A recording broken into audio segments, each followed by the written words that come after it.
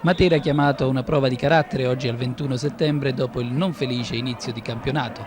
Avversario di turno lo Stuni, una delle capoliste del girone, atteso anche con una certa curiosità dal momento che la stessa formazione in Coppa Italia era stata nettamente battuta dai biancazzurri. Curiosità quindi, ma anche speranza di vedere un Matera in casacca biancazzurra nelle nostre immagini, finalmente convincente sul piano del gioco e dell'impegno. E le speranze non sono andate deluse, 4-0 il risultato finale in favore del Matera. E l'inizio della gara è stato proprio quello che i tifosi materani aspettavano già da tempo, quello cioè di una squadra che, come nella passata stagione, aveva fatto della tecnica la sua arma vincente. Meno di un quarto d'ora e il conto appariva già chiuso. 8° minuto, Barone penetra nell'area avversaria e viene falciato nettamente. Rigore, batte Filidoro e realizza. 12° minuto, Valentino batte una punizione quasi dall'altezza della bandierina del calcio d'angolo. Sul cross preciso interviene con perfetta scelta di tempo Barone ed è il raddoppio. Il pubblico, seppur scarso ad affollare gli spalti, gratifica con calorosi applausi la squadra del cuore. Blanda la reazione dello Stuni che al 16° costringe Cimino a una non facile deviazione in angolo.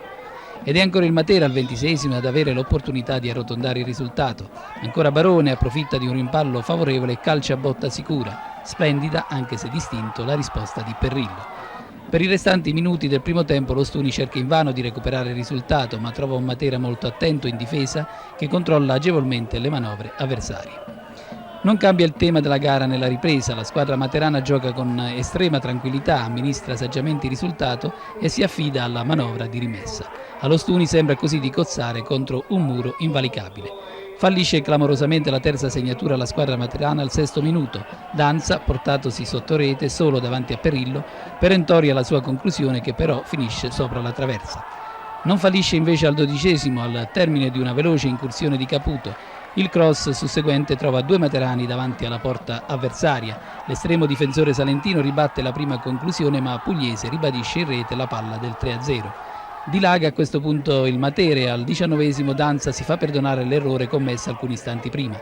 Nuova proiezione in area avversaria, penetra nella difesa aggirando anche un difensore e scarica prepotentemente alle spalle dell'incolpevole Perrillo. Pubblico in piedi soddisfatto ed applausi a scena aperta. Niente da fare quindi per l'oramai ex capolista Ostuni, troppo forte oggi anche per loro il Matera, apparso finalmente determinato e concentrato ai livelli insomma che dovrebbero competergli.